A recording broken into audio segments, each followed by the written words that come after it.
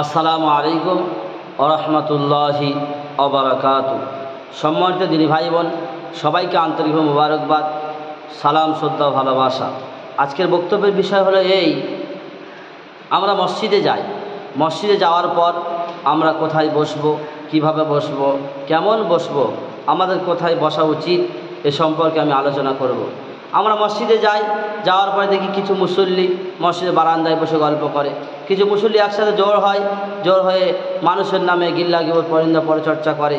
কিছু মানুষ মসজিদে পা দিয়ে হেলান দিয়ে পা ছড়িয়ে বসে থাকে। কিছু মানুষ মসজিদের দেয়ালে হেলান দিয়ে ঘুমায়। আসলে বসার হুকুম কি, এটা আমাদের জানা দরকার। যে মানতে পারবে সে সব থেকে কামিয়াবি, আর যে মানতে পারবে না তার মতো নালায়েক কেউ নেই। কারণ শুনুন, শয়তান আগে ফারিস্তা ছিল। শয়তান অনেক জানতো, কিন্তু মানার সিফা তার মধ্যে ছিল না, তাই সে শয়তান হয়ে গিয়েছে। আমরা প্রত্যেকে মানব। আমি মসজিদে গেলাম, মসজিদে যাওয়ার পরে দেখুন, এইটা হলো মসজিদে ধরুন যেটা নামাজ পড়ায় মেম্বারের পাশে যেটা নামাজ পড়ায় ইমাম সাহেব দাঁড়ায়, এটা সেই জায়গাটা। প্রথম যে ব্যক্তি যাবে সেই ব্যক্তি মসজিদের ইমামের পিছনে এই জায়গাটায় বসবে। এই জায়গাটায় প্রথম ব্যক্তি বসলো। দ্বিতীয় ব্যক্তি যাবে কোন দিকে বসবে? ডান দিকে বসবে। তৃতীয় ব্যক্তি যাবে বাম দিকে বসবে।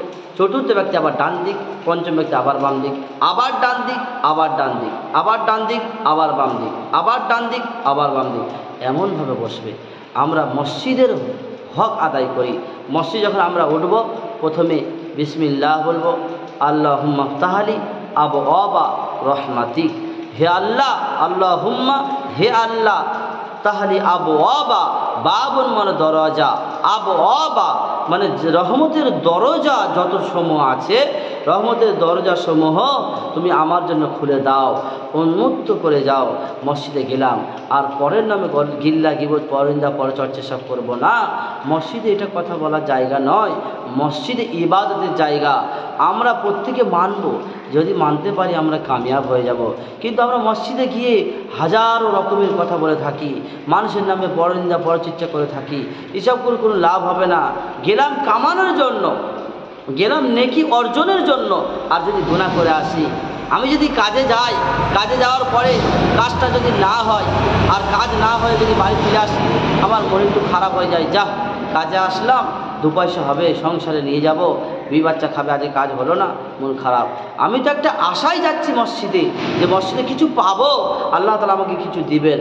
আর সেখানে যদি গল্প গুজব করে সেখানে যদি আমি নষ্ট করে দিয়ে আসলাম, তাহলে কি হবে? সব বেকার হয়ে গেল। আল্লাহ তাবারক ওয়া তাআলা আমাদের মানা তৌফিক দান করুন।